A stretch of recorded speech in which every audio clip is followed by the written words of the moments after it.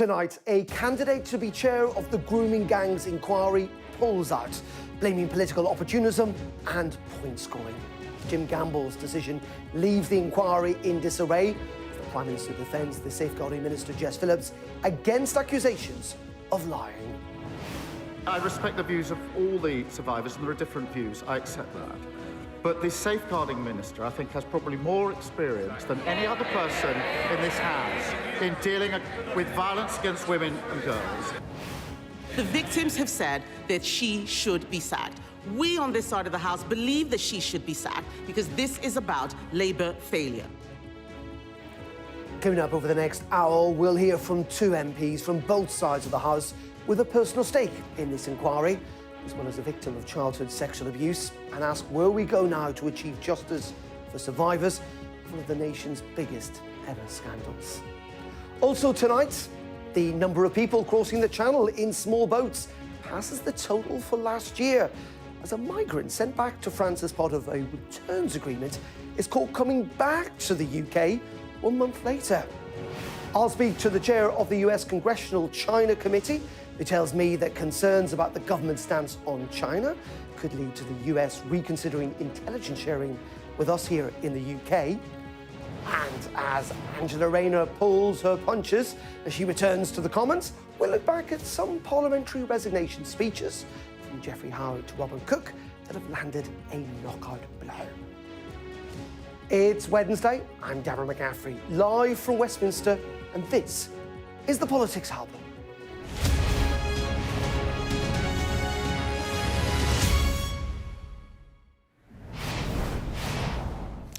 A very good evening and welcome to the programme. I do want to start tonight by talking about the grooming gang's inquiry again, because no one should claim that this was ever going to be easy, and don't listen to those who said it would. National inquiries are complicated by their very nature. The remit, who chose it, what form it takes, how long it should run for, will it ever bring about genuine change? These are questions that do not have easy answers, and difficult inquiries never have easy starts. And given that we're talking about one of the greatest outrages in recent decades, the sheer raw emotion, the deep-seated mistrust of our institutions on every level, trying to get complete consensus may well prove impossible. When as a victim, as a survivor, you've been let down by the social services, the police, your local authority, the judiciary, your community, the government, trusting anyone to uncover the truth must be deeply unsettling. But let's also be honest tonight. The government have not helped this process. It wasn't that long ago that the Prime Minister dismissed calls for a national inquiry as a bandwagon of the far right. It has taken way too long. The resignation of 4 women from the board this week, along with the withdrawal of the 2 named candidates to chair it, amidst claims of secrecy and cover-up, cannot simply be explained away as a case of a struggling process. We've ended up with one of the survivors calling for the very minister in charge, Jess Phillips, to resign, fearing that she'd been branded a liar in Parliament yesterday. Now, Jess Phillips is a great campaigner and she's got great supporters, but has she also now become too divisive to help build that much needed trust? All in all, as we stand here on this Wednesday night, government does need to get its act together because it matters. It matters to us as a nation to redress the trauma, to make sure it never happens again. But ultimately it matters to the survivors to finally be seen, to be listened to, and to be believed. Well, our top report tonight on what's gone on today is from our correspondent, Adele Robinson. Another blow to the National Grooming Gang's inquiry, thrown into uncertainty as yet another potential chair pulls out. It's with a heavy heart that I step back from this. Former Police Chief Jim Gamble, who once led the UK's child protection agency CEOP, was seen as the last remaining candidate. He described a toxic environment. For those people that have said to everybody, well, he's an ex-police officer. Do you know what? I'm an ex-police officer, that's true, because I resigned in protest at the political interference with the Developing Child Exploitation and Online Protection Centre. I didn't stay, I didn't remain quiet, I didn't go along to get along to make sure that I'd get a gong or something else. Do you know what? Whenever they said they were going to do something I thought was wrong for children, I resigned. And for the 15 years following that, I'll stand by my record. He follows Annie Hudson, a former social worker and head of Lambeth Children's Services, who stepped down earlier this week too, after a backlash from victims. 4 abuse survivors quit the inquiry, accusing the government of watering it down. We've waited years for justice, we've waited years for closure, we've waited years for the truth. The timing is really, it doesn't matter. As long as we know that it's going to be done properly and impartial and the truth is going to be out there, we would be able to wait to ensure that that's done and it succeeds as it should. Should they wish to return, the door will always be open. The Prime Minister rejected concerns the ethnicity of offenders in grooming gangs would be ignored. The inquiry is not and will never be watered down. Its scope will not change. It will examine the ethnicity and religion of the offenders, and we will find the right person to chair the inquiry. But the leader of the opposition said Safeguarding Minister Jess Phillips had lost confidence of victims. One of the survivors has said, and I quote, "Jess Phillips needs to be removed because I don't think her conduct during this has been acceptable for the position that she holds." Mr. Speaker, I respect the views of all the survivors, and there are different views. I accept that. But the Safeguarding Minister, I think, has probably more experience than any other person in this House in dealing with violence against women and girls. It's been a major blow to the inquiry, now with no name left on the table to lead it. What this all shows is a deep level of mistrust between survivors and the government and anyone at all associated with organisations that failed them so terribly in the past. The question now is who will step up to take this on, rebuild confidence and rescue an inquiry that's become mired in controversy. Adele Robinson, Sky News. Well, a little earlier, I spoke to the Labour MP for Bolsover, Natalie Fleet, who's spoken in the past of her personal experience as a survivor of grooming. I suppose, Natalie, my first question is one about the importance, actually, of this inquiry. In essence, you know what it's like to be a survivor. You know why this matters. Lots of people may not. Just explain why a national inquiry is actually really important. So I am going to tell you why I originally thought it wasn't important. The reason it is important is because survivors have come forward and want it. The reason I thought it wasn't important and the reason that I never wanted one is because I've always seen inquiries as ways of dragging things out forever, and I was really sceptical about it. What I wanted to see is what we've seen this week in Parliament. We've got the government finally looking at survivors like me and saying there are 10 births every day as a result of rape. We are going to remove parental responsibility from perpetrators. And the other great thing that we've been doing, which is what I want to see far more than a national inquiry, is going back to 1,200 offences where women were groomed, reopening them and prosecuting the men involved. That's what I want as a survivor. That's why I was never really a big supporter of a national inquiry. People wanted one, and now we've got one. And now we have one. It is so important that we absolutely make sure that victims are at the heart of it, that they feel listened to, and that there's no whitewash, which is why it's got to be independent, as the Minister set out yesterday.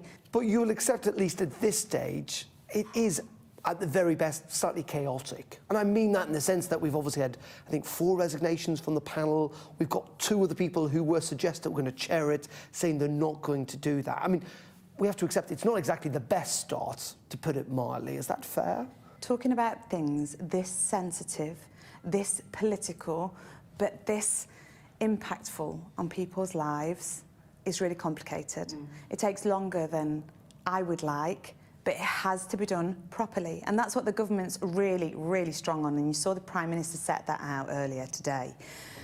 We could do the easy political thing. We could say, here's your chair, here's the national inquiry. It's not going to take very long. We're going to have predetermined outcomes, and it could be a complete stitch-up. And I think that some people would be happy with that. That's not what I want, and that's not what the Prime Minister, the Home Secretary, or the Minister are going to deliver. Instead, they're saying, Baroness Casey says we should have a inquiry. It's got to last years. It's got to have no stone unturned. It's got to be independent from government.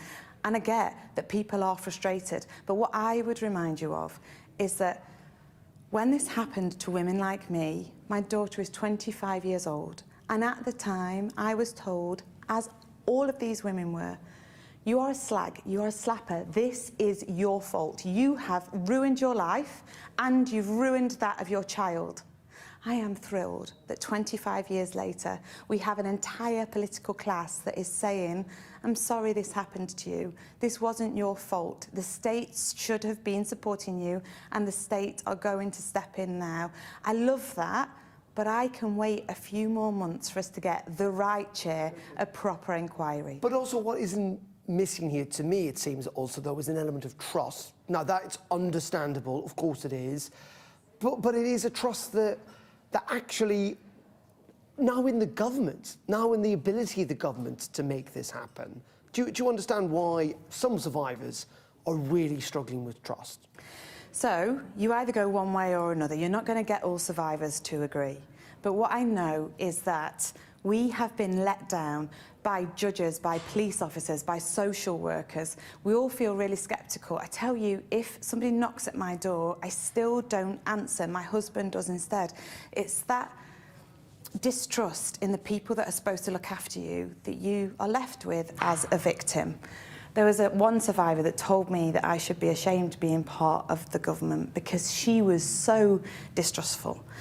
I am the opposite. I think that if you want things done, if you want a proper inquiry, if you want women protected from rapists, if you want our rights being placed above that of perpetrators, if you want historic cases looked into and you want proper justice, then you have to have a Prime Minister that delivers. You have to have victims on our benches and people that have been activists in this area for a very long time. You need government on your side.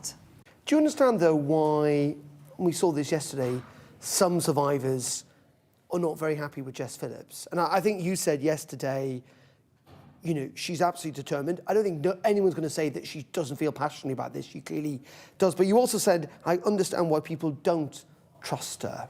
What did you mean when you said that? Why? Of course I understand why people don't trust her. They don't trust her the same reason they don't trust me, because we're part of government.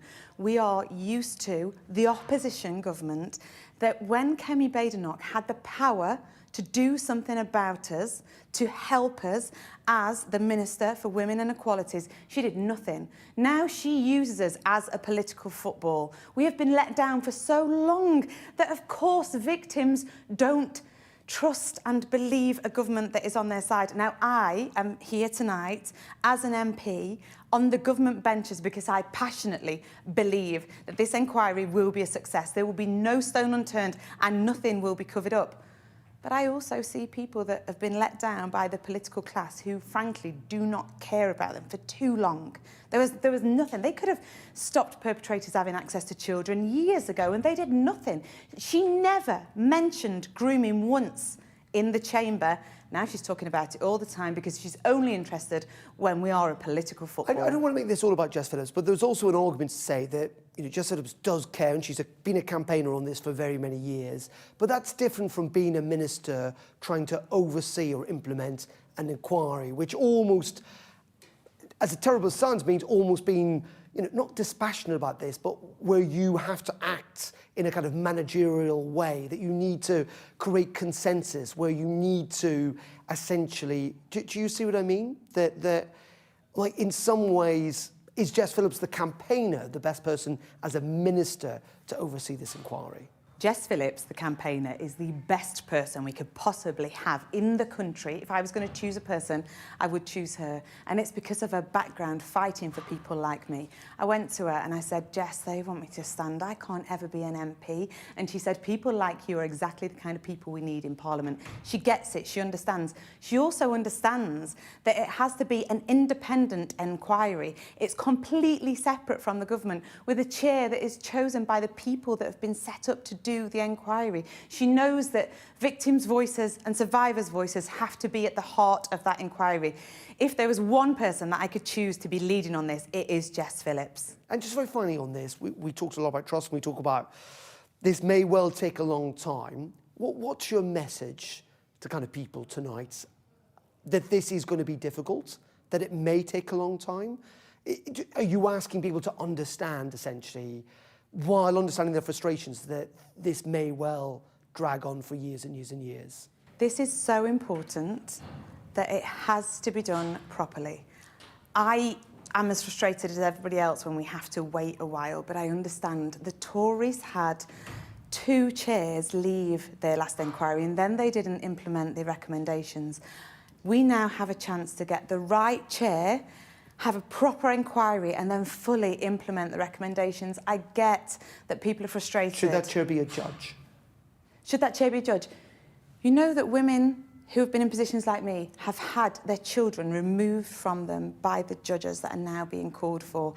We don't trust judges, politicians, police officers. There's no one person that there is consensus around because the state has let us down for too long. We'll see who the independent inquiry appoints. They'll have my complete faith. Well, I'm joined now by Lucy Duckworth, who is a policy advisor at the Survivors Trust. She's herself a survivor of child abuse and has advised the independent inquiry into child sexual abuse. Lucy, very good evening to you. In many ways, it has been quite an extraordinary week. Where do you think we stand on this Wednesday night? Are you exasperated by what's happened? Yeah, I think exasperated doesn't quite come close to it.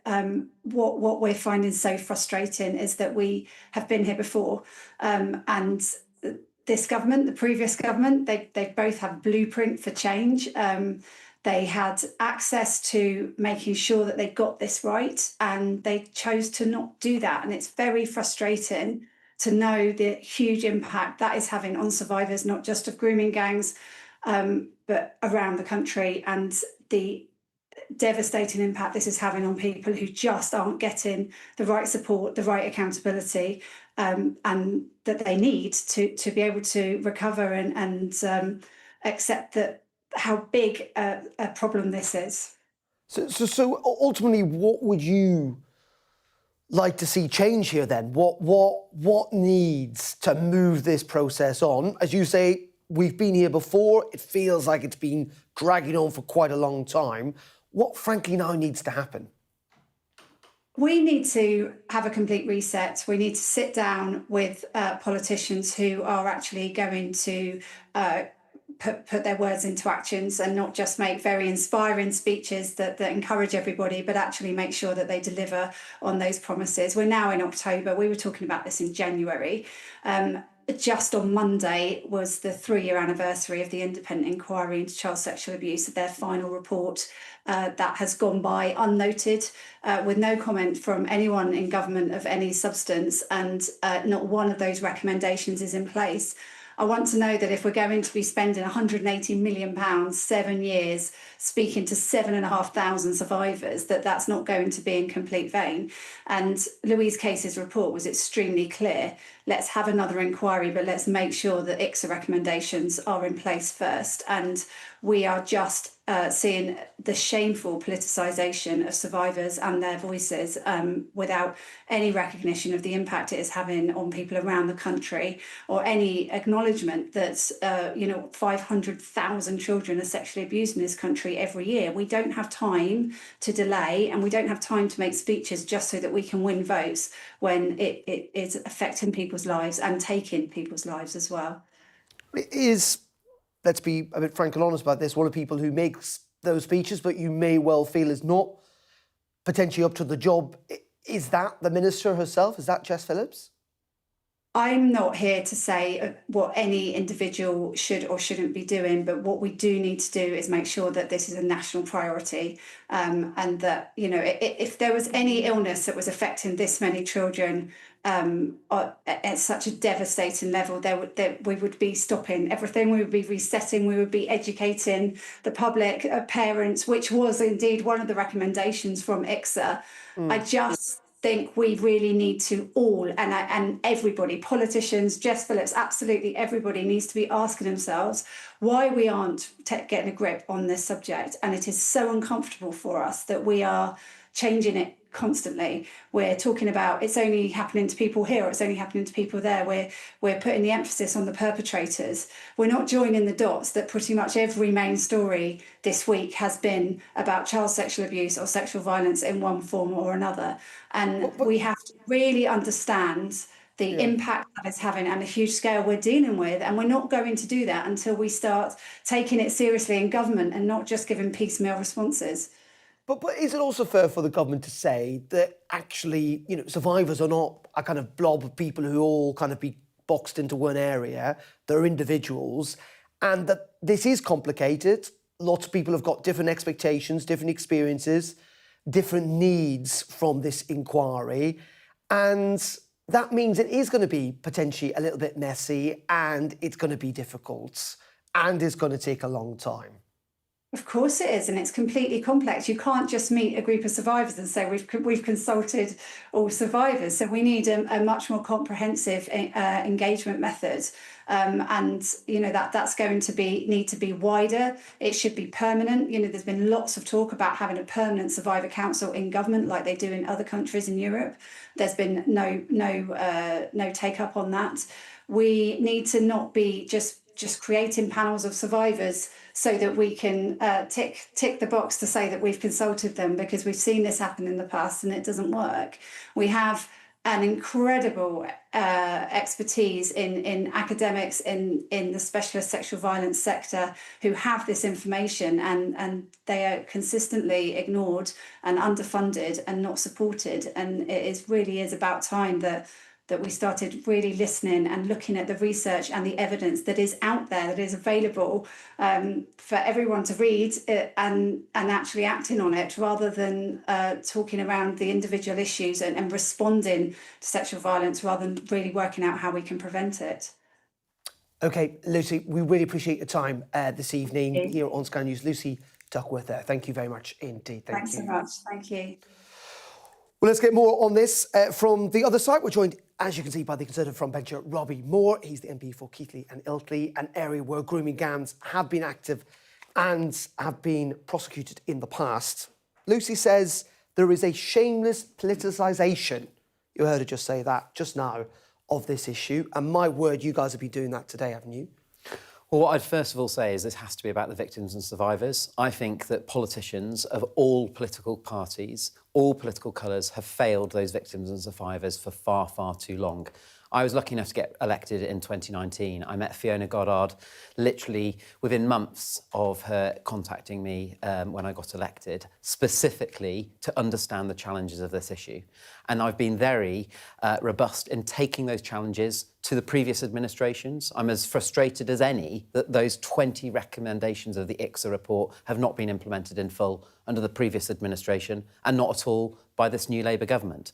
Politicians have been coming in and out of those victims and survivors' lives for far too long, with no one getting a grip on this national scandal. Why is Kemi Badenoch today making it all about what the Prime Minister's done and indeed what Jess Phillips says? I mean, that's not what survivors... I mean, we heard again from Lucy just that she's not interested in what individuals. She wants to see something done, and yet we watched PMQs today. It was pretty clear Kemi Badenoch was trying to make this a political issue. It's absolutely important that those that are in government, that have the responsibility of making decisions, are held to account. And what we have seen today, or this week, by the Safeguarding Minister at the dispatch box is a narrative that has been put out about those victims and survivors that pulled themselves away from the panel, of a narrative of them producing misinformation, that they were creating an false, untrue narrative around the conversations that were taking place around widening the scope of the terms of reference. Now, that is completely the wrong thing for a minister who is in a position of responsibility to be doing, if we are ultimately wanting to regain the trust of those victims and survivors about the process going forward. Is it a bit rich for Kemi Badenoch to attack Jess Phillips? And whatever one thinks about Jess Phillips, she's talked about this for a long time and been pretty consistent about it, whereas Kemi Badenoch has not. I mean, she's the one that's jumped on a bandwagon when it comes to all of this, isn't she? Jess Phillips has consistently spoken about this issue from the backbenches when we were in government, and has a good track record on this. What is clear now is there is a lack of trust in the Safeguarding Minister by those victims and survivors that have pulled themselves away from the panel. And once trust is diminished, you then have to regain that trust if you are a decision maker, which is why I absolutely think that it is the appropriate thing now that trust has been lost in the process, that the government remove the safeguarding minister from the process so that trust can ultimately be reinstalled back in this scenario. You are not tonight asking for Jess Phillips to resign, you're asking her to essentially recuse herself, if you like, from this process. The Prime Minister and the Home Secretary need to get a grip on this issue right now. It is the biggest national scandal that has hit our country for many generations. We all know that.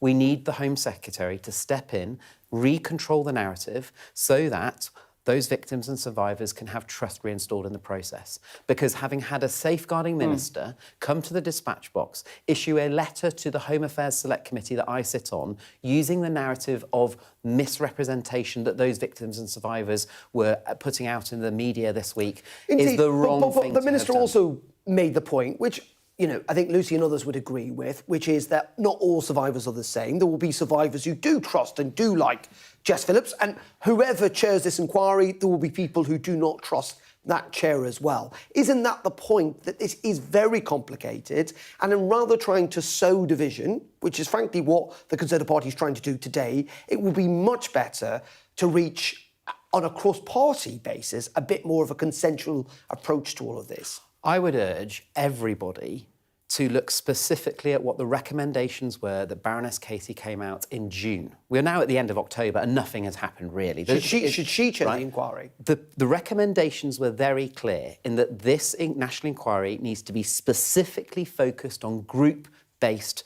child sexual exploitation, gang-related grooming. We've already had the ICSA report. Those recommendations should be put in place right now by this government. Nothing has been done yet. So this inquiry that is going to be focused nationally must be specific, right? Targeted. And that's the recommendations. And that is therefore where the terms of reference and the independent chair that's selected should provide their focus. Widening the scope is inappropriate based on the recommendations. Who would you like to chair this then? Well, I think... Because the Conservative Party seem to be saying we want to see a judge-led inquiry, but many victims say that we do not trust the judiciary, that it's been judges that have been part of the problem. The most important thing is that the victims and survivors have the trust in the individual that's going to be leading it. Now, if that is a judge with understanding of how the criminal system works, then so be it. But trust is the ultimate thing that has to be reinstalled in the independent chair that's going to be leading this. Now, Baroness Casey, on page 151 of her report that was released in June, clearly said that the model of this national inquiry will work having an umbrella set of terms of references that then specifically drills down on very local areas, like I absolutely want Bradford District to be included as part of one of those local areas, but each local area has their own legal team. So if it means and it makes sense for a judge that has got that understanding of the legal framework to be leading it, then so be it. But the key thing is that those victims and survivors have trust in that individual that's leading the inquiry. OK. Robbie, we appreciate the time this evening. Robbie Moore there, joining us in the studio. Thank you very much indeed. And we'll have more on this grooming gangs inquiry. It will almost certainly feature, of course, in tomorrow's papers. We'll have an extended press preview from 10:30 this evening with tonight's news and tomorrow's headlines. Joining us will be the Daily Mirror columnist Kevin Maguire and political commentator Adam Bolton. OK, you're watching the Politics Hub here on Sky News. Coming up after the break, the number of people crossing the channel in small boats surpasses the total for last year as a migrant is sent back to France as part of the one-in, one-out scheme, but is caught coming back to the UK within a month. Sam Coates has got that and more after the break.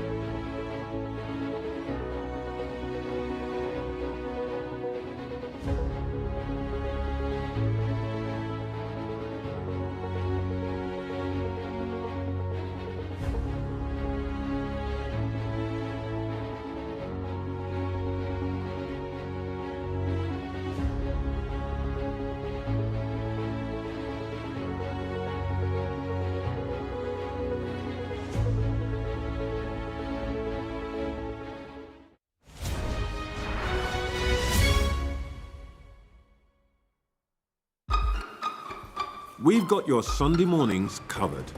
From the front page and the sounds of the streets to the voices of the people who make the major calls and big picture politics beyond Westminster. We'll put you at the heart of our story. I'm ready. Are you?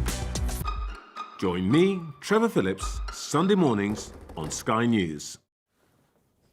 Welcome back to the Politics Hub. Now, Sky News understands that the number of people who've come to the UK on small boats so far this year has now surpassed the total number for those who arrived in 2024, in a blow to the government's agenda to tackle channel crossings.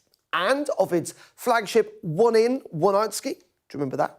Well, it's also under scrutiny today after the Home Office confirmed that a man sent back to France returned to the UK on a small boat. You almost couldn't make it up. Well, it all comes as the Prime Minister's been hosting a Western Balkans Leaders Summit with the hope of agreeing measures to bring down the number of people arriving in the UK. Our Deputy Political Editor, Sam Coates, was at that summit, but is now here with me in the studio. Sam, first of all, I mean, you couldn't make this up on two fronts, i.e. the guy who's come back again on a small boat, but also the very fact that the numbers keep going up. You don't need to make it up because it's true. The bad news just kept coming today. You do have that milestone where the number of people who have crossed the channel has exceeded after 10 months what we had in the whole of 2024. So that was not a moment that the government wanted to see and will underline the fact that they have not yet tackled the issue of small boats in a way that curbs the numbers decisively. And then you've got this eye-catching case, first reported by The Guardian, about an Iranian individual, we understood, who was deported to Paris, but within a month made it back. He says that he does not regard France as a safe country. The Home Office have been putting out press releases that say on background they regard France as a safe country. That's a sort of sign of just how absurd it's got. How could that happen? Well, there's a bit of finger pointing by officials who say that French police should have detained him, should have made sure this didn't happen. But in the end, the Home Office has vowed to deport him once again, whatever he thinks about France, back to France as soon as possible. Quite extraordinary, really. And yet the government are still, trying to push all the buttons, pull all the levers they can within the scope of what they're prepared to do. And that included this summit today around the Balkans. What was the Prime Minister hoping to get out of this? So it's funny what you did there, because you sound a bit confused that the Balkans were the answer to migration. And in some senses, for the last few months, the government have been telling us that one of the keys to dealing with migration is to deal with it by, with a series of talks with Western Balkan nations. And up to a point, all of this was on the agenda today, but only up to a point. I went to this summit at Lancaster House, a stone's throw from Buckingham Palace. And whether it was the EU leaders that turned up, whether it was you had the German Chancellor or the Balkan nation leaders, it didn't feel like a big moment about smashing the gangs, which is how Keir Starmer consciously presented it at 2:00 today on social media. Not at all. This is a process, a diplomatic process designed to help certain Western Balkans nations join the EU and deal a bit with some of the challenges that they have. So yes, migration was on the agenda, but not, for instance, at all. The Prime Minister's agenda didn't include at all return hubs, which you might have expected. There were some small wins on migration. The EU might look at doing similar sanctions to us. We announced some targeted sanctions today. Serbia and Montenegro are going to join a particular joint migration task force and the like. But this was not a decisive moment. And diplomacy is quite important. Now, in your last question to me, you were asking about the one-in, one-out scheme with France. There's a lot of nervousness that might collapse. It's only temporary at the moment. The French have sounded the warning on that, and the EU need to effectively agree it. So there's a lot to discuss around that feels a little wobbly. I mean, there's also a lot of concern that simply it's not going to go far enough, dare I say. This is why that feels embarrassing. So number 10 presented this as a moment where decisive action could be taken. There's a danger in doing that. There's a little bit of kind of cry wolf in their approach. There was some unhappiness, I think, those at the summit, that what was going on and what was presented were two different things. And I think some people came away a bit irritated and a bit disappointed by what was going on. Is the problem solved today? Absolutely not.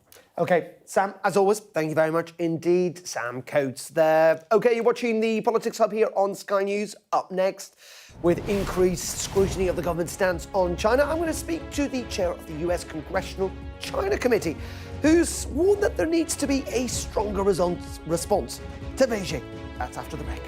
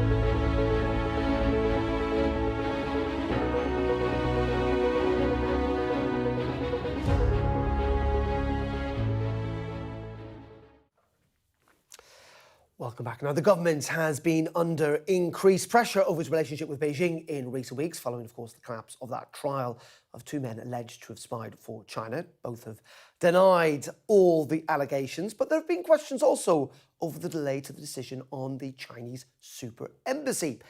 Now, dismay has spilled out beyond the UK. Congressman John Molyneux, who chairs the US House Select Committee on the Chinese Communist Party, has written to the British Embassy to express his concern that the spying case had been dropped. I spoke to him a little earlier from Washington, D.C. I suppose the first question, Congressman, is that you and others have been looking at the situation of our relationship with China, and particularly when it comes to the location of the embassy here in London. And you're not terribly happy with the UK's position on all of this? Well, clearly, the UK was a target of Chinese surveillance and espionage.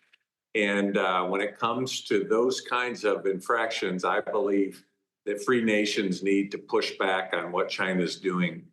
And I've been the target of CCP cyber hacks, and they were trying to get information on trade negotiations from different agencies and different people in the private sector, And as long as they are allowed to continue this activity with impunity, this will increase and be devastating for the free world.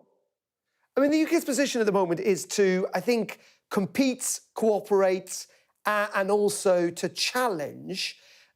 Doesn't that seem like a kind of slightly rational place to be when you are a country like the UK and you're dealing with the world's second largest economy? You don't want to reward them with a large embassy that can also be used for surveillance and other malign activities. And when there's clear evidence, that needs to be acted upon and prosecuted.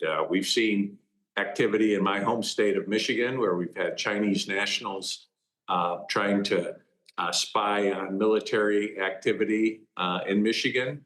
And we've seen service members bribed.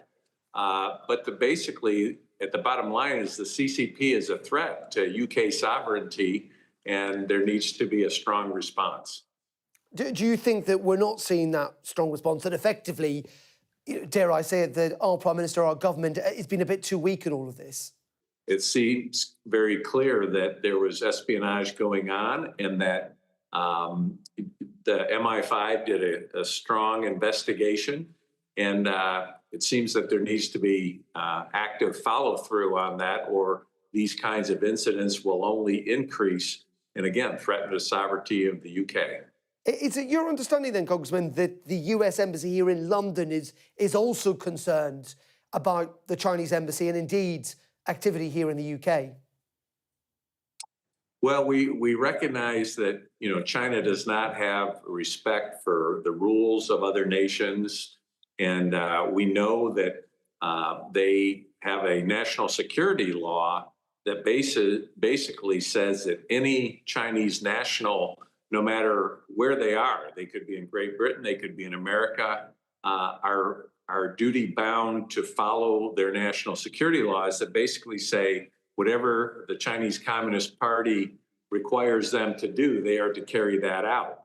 And they are doing that, with financial, bribes, stealing technological secrets, trying to get access to new technologies, and that would benefit their military-industrial complex. So we just have to recognize that is their modus operandi, and we need to push back as allies and friends, because ultimately, when you have Parliament being spied on, there are many areas where, the U.S. Congress and our governments collaborate, through the Five Eyes and other areas. And if it's viewed that one nation is not taking this threat seriously, it really diminishes our capabilities of collaborating. But in saying that, is the United States taking this seriously as well? I mean, President Trump literally this week said, I want to be good to China. I love my relationship with President Xi. We've got a great relationship. You guys are trading with China. I would suggest you're not exactly taking a hard line on China when it comes to the United States.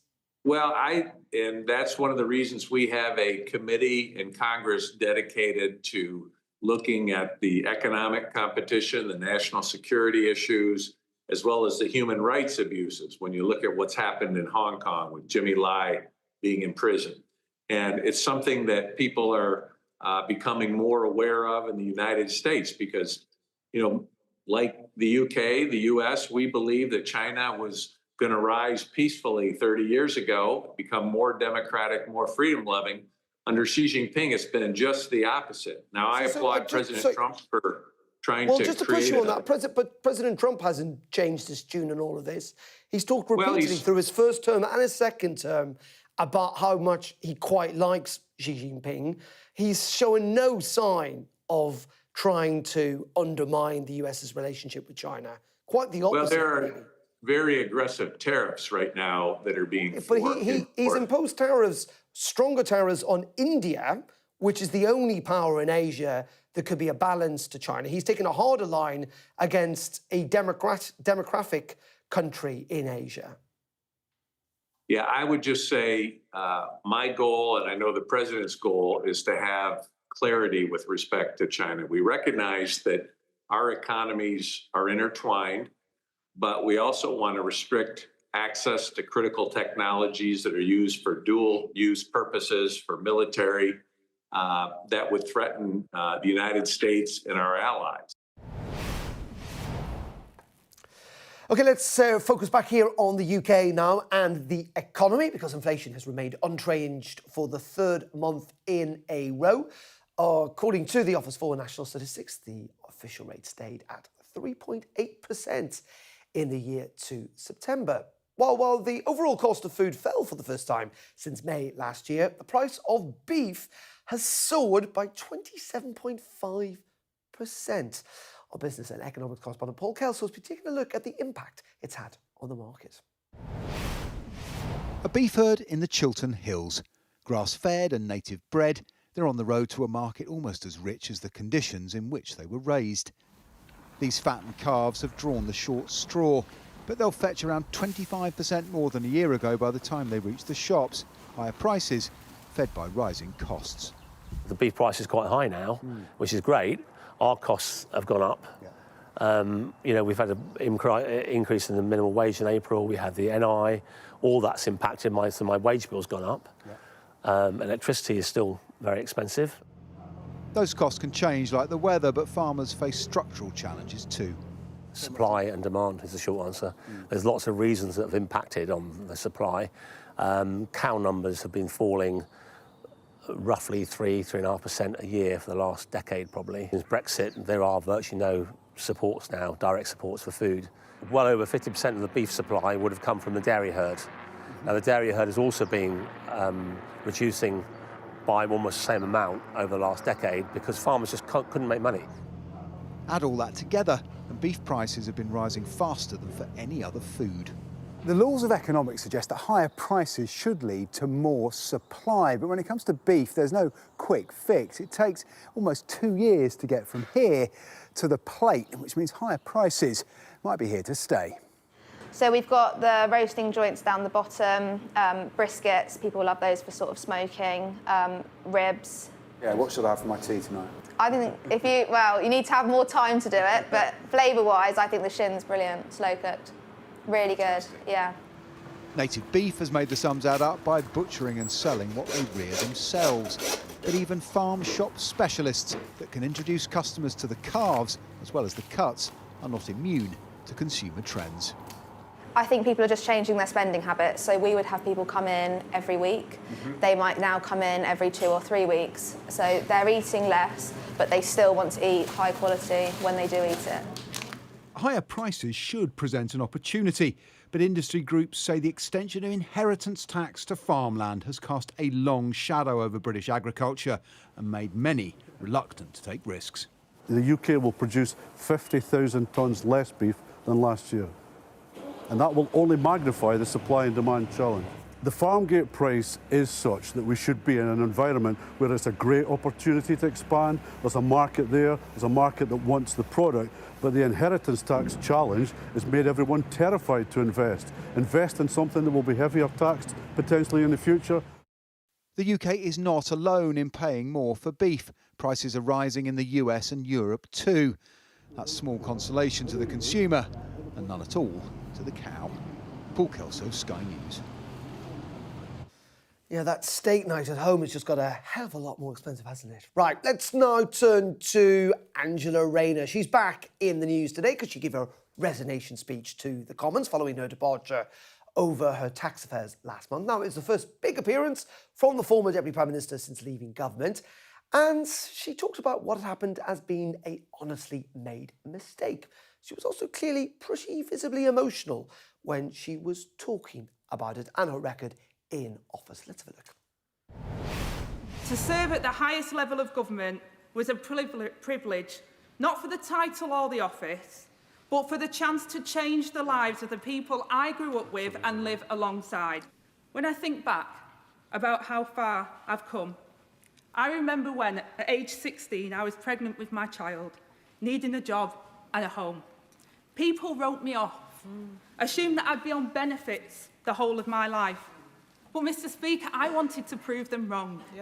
I've carried that with me whether it's on these benches, at the dispatch box, or representing this country abroad. Backbench or front bench, elected office is not about us, but about our chance to change the lives of others. And from wherever I sit on these benches, I will fight with everything I have to do exactly that. Angela Rayner in the Commons earlier. Rob Powell is very much with me now in the studio. Rob, very good evening to you. Quite a moment this in the sense that I think these resignation speeches are fascinating because they're kind of almost the start of the comeback, aren't they? And actually, I was in the Commons today and the consensus seemed to be that she will at some stage probably come back. Yeah, you get two types of resignation speeches, don't you? You get the ones that are the kind of thwack to the leader, which we'll see a few of in a moment, I think. And then you get the ones which, as you say, are the kind of rehabilitation starts here. I'm back, head held high, set the record straight, talk about my achievements. You know, I'm not going anywhere. I've got nothing to hide, and I'm sort of proudly sat in the Commons once more talking about everything I did in office. And I think you got that in Angela Rayner's speech today. A lot of people on the Labour benches as well. One of our colleagues did a time lapse of just before she stood up, and you could see them all starting to stream in as she was about to make her personal statement. That is not true of all politicians, it must be said. Yeah. Quite the opposite of. And I think you could tell when listening to how certain parts went down that there was a lot of appreciation and applause in there as well. And she was obviously kind of quite emotional today, but nervous, I might suggest as well. Yeah. And there are a lot of Labour colleagues who have already been quite vocal about wanting to see her back. Yeah, I mean, I think there was nothing in there. There was nothing explicitly lavishing praise on the Prime Minister in there. I watched it back just before I came in, just to see if I'd missed the bit where she said, you know, the Prime Minister will go on doing a fantastic... There was nothing about that. She talked about her colleagues that she worked with in the Housing Ministry and the Communities Ministry. She talked about her sort of SPAD team, her officials that she worked with. She talked a lot about her constituents as well. Nothing explicitly about the Prime Minister. So while this wasn't a sort of troublemaking speech, I did read it as, you know, I'm back, I'm around, I'm not going anywhere. And I'm not Keir Starmer either. Yeah. Now, talking about creating trouble in politics, resignation stages have often done that. In fact, they've sometimes brought down governments. Let's have a look back at some of the resignations of the past gone by. Mr. Speaker, I believe that both the Chancellor and the Governor are cricketing enthusiasts.